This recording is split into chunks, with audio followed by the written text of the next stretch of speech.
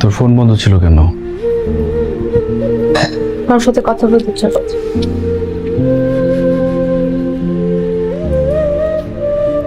তুই হয়তো ভুলে গেছিস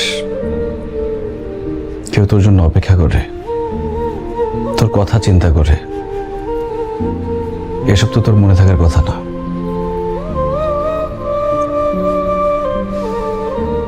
মনে রাখার প্রয়োজন নেই।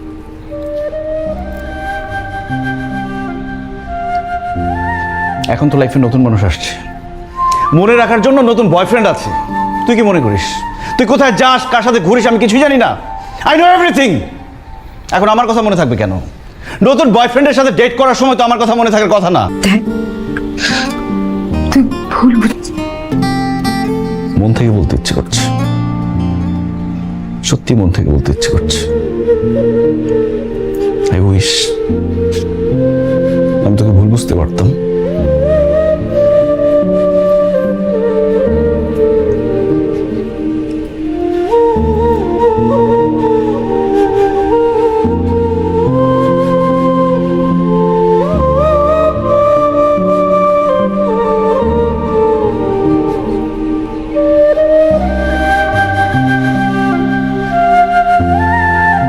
ডিয়ার স্টুডেন্টস, আজকে তোমাদের সাথে আমার শেষ ক্লাস।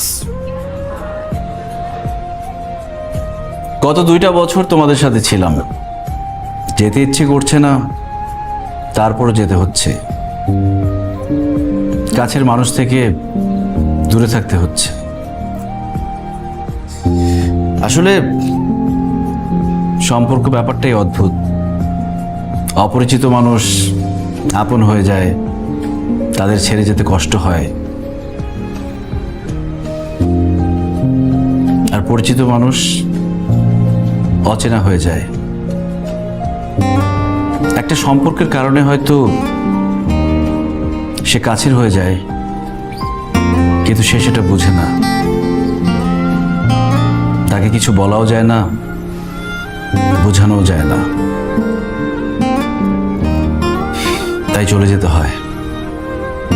তাই চলে যাচ্ছি। তোমরা সবাই ভালো থেকো। আমাদের সকলে তোমাদের মধ্যে কেউ কিছু বলতে চাও?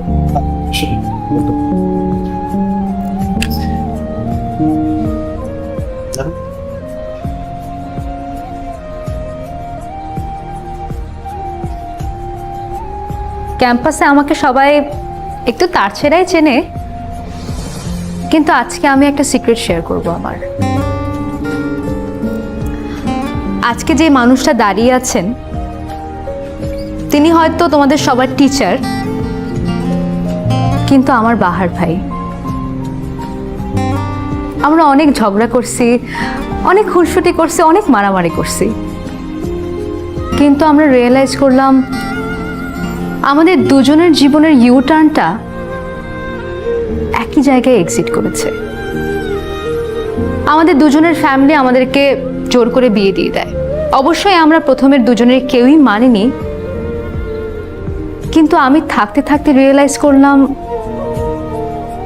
Happily ever after doesn't come so easily. আরও একটা জিনিস রিয়েলাইজ করলাম যে আমি প্রথমবারের মতো প্রেমে পড়েছি।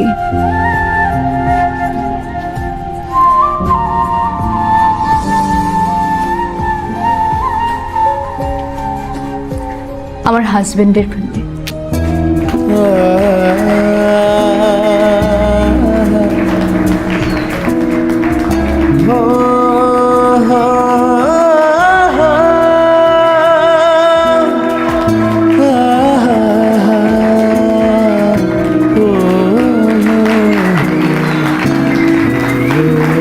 oh